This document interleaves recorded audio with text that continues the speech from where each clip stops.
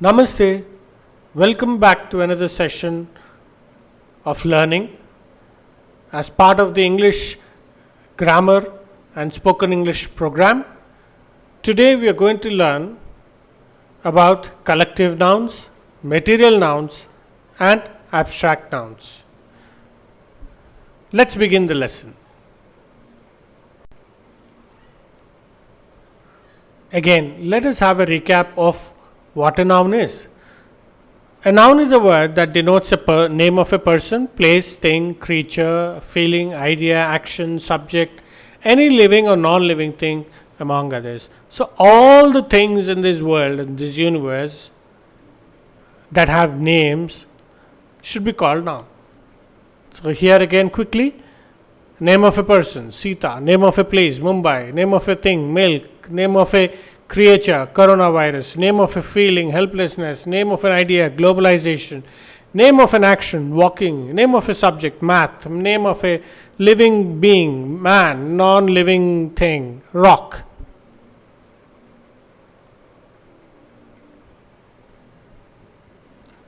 There are 5 main nouns: a proper noun, common noun, collective noun, material noun, abstract noun.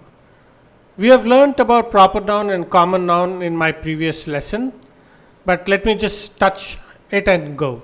Proper noun is name of a particular person or a particular place or a particular thing that is unique and one of its kind. For example, we have looked at it. President of the USA, Mr. Donald Trump. Now he is a proper noun. Washington, name of a place, is a proper noun.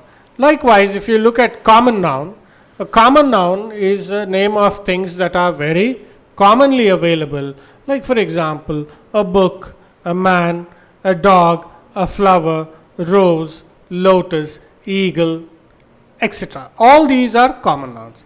But here in this lesson today, we are going to learn collective noun, we are going to learn about material noun, and we will also learn about abstract noun. So let's begin our learning. So what is a collective noun? A collective noun is a word that is used to denote a group of persons, things, animals of the same kind. Say for example, a bird is a common noun.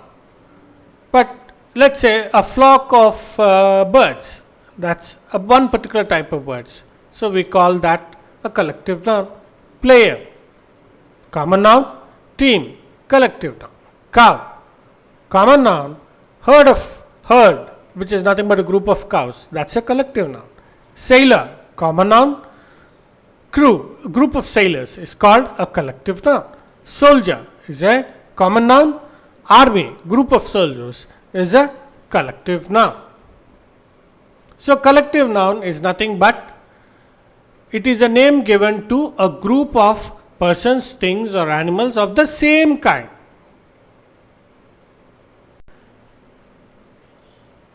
Here I am going to quickly read through some examples of collective nouns. A quiver of arrows, a bouquet of flowers, a bunch of crooks, a troop of artists, a bevy of ladies, a swarm of bees, a pride of lions, a library of books, a bunch of keys, a bundle of sticks, a bed of flowers, a bench of judges, a cache of weapons, a colony of seals, a fleet of ships, a flock of sheep, a gang of dacoits, a litter of pups, a mob of people, a panel of experts. There are a number of collective nouns, and I would advise you to do some research and improve your vocabulary, add them to your vocabulary. Let us now look at what a material noun is. A material noun is name of a common thing, which is a material or a substance which we either use or make something out of it. Say for example, chair is a common noun, but it is also a material, we use it, right?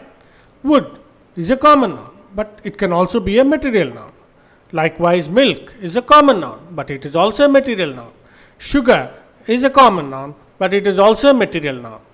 Pen and paper, they are also common nouns, but they are also material nouns. So, now you might have this confusion, if there is a common noun, why it's a material noun. Now, common noun, for example, a bird, man, animal, city, river, they are all common nouns, but they are not material nouns. You understand? They are not things. So, that is the fundamental difference.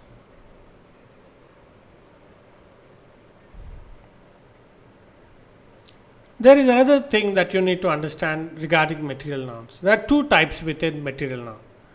The first one is the countable noun, the second one is a non-countable noun or uncountable noun, whichever way. So, the countable noun, it is a material noun where you have plural forms. There is singular and plural. So, for example, pen, pens, book, books, tin, tins, doll, dolls, mango, mangoes, dosa, dosas, pizza, pizzas, motorbike, motorbikes, car, cars. Now, if you look at the other type, non-countable or the uncountable, milk, you can't count milk. So, there is no plural form there. Oil, rice, wheat, sugar, sand, cement, water, ghee, all these are uncountable nouns or non-countable nouns. So, material noun is of two types, countable and uncountable. Countable means there is a singular form and a plural form, while uncountable or non-countable noun, there is no singular or plural form.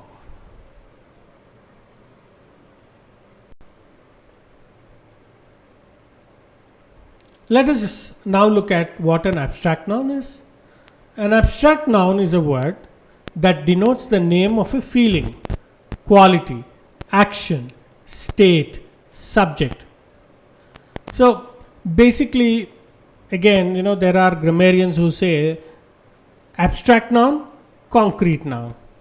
So, concrete is something that you can see, you can feel, that you can touch. But in these you can't touch, you can only experience.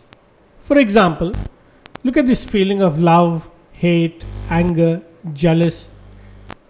You can't see them there's no particular shape or size to this. You can only experience them. Likewise, the qualities, neatness, cleanliness, truth, beauty. You can only experience them. You can only feel them. Action, walk, flight, laughter, struggle. Though you can see them, you cannot describe this is how it looks like. Again, state, rich, that's the state of being. Richness, poverty, youth, childhood. These are phases. Subjects, English, drama, dance, physics. Now, all these are called abstract noun. So, let us understand abstract noun once again. It is a word or a name of a feeling, quality, action, state, subject. An abstract noun is the opposite of concrete noun. A concrete noun is something that you can physically feel, touch, use it, describe it. But this is something that you can't feel. This only has to be experienced by your mind or brains.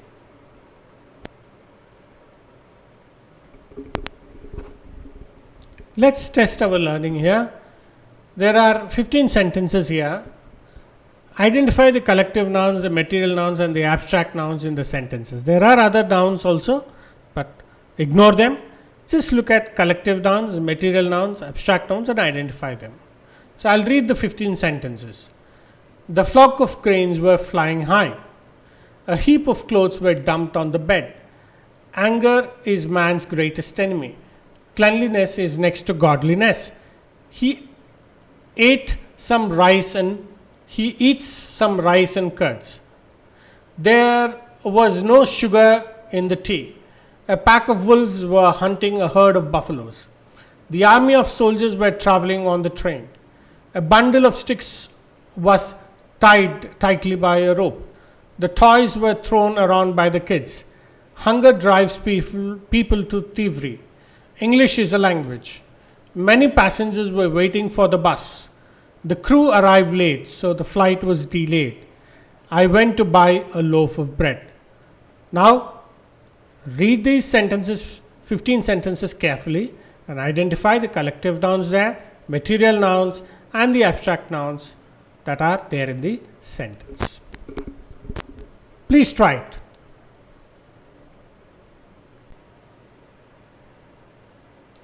The answers are present here: flock, collective; heap, collective; bed, material; anger and envy, abstract; cleanliness and godliness, abstract; rice and curds, material; sugar and tea, material; pack and herd, collective; army is collective; train, material; bundle, collective; rope, material; toys, material; hunger and thievery, abstract; English and language, abstract; bus, material; crew, collective; flight, material; loaf, collective.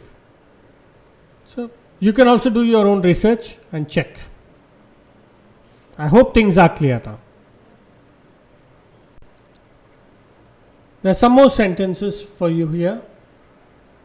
Eat an egg every day and drink milk every day. I found a purse, but it had no money in it. The laptop I had was an old one. A pride of lions was being irritated by a swarm of bees. We presented a bouquet and a shawl to the guest. An anteater feasted on a colony of ants. The audience was weeping while watching a movie. The band drove the crowd wild with their songs. She always carries a bag with her when she goes out. Honesty is a virtue. Knowledge is power. His bicycle was stolen yesterday. A pen, pencil, eraser, paper and calculator were allowed inside the room. French, German, Spanish, Polish, Portuguese and Italian are languages of European countries. The class was listening attentively to the teacher's lecture. Now here again, I request you to identify the collective nouns, the material nouns and the abstract nouns in the sentences. Good luck.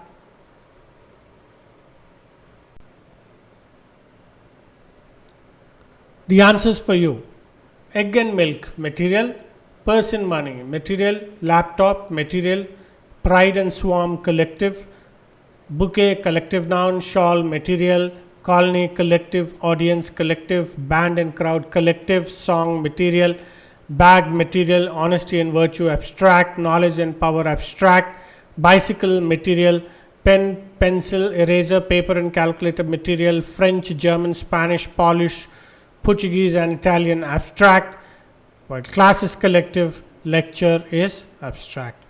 I hope the things are clear. So, I hope that you have understood the different types of nouns, especially the collective nouns, the material nouns and the abstract nouns. I hope these lessons were useful to you.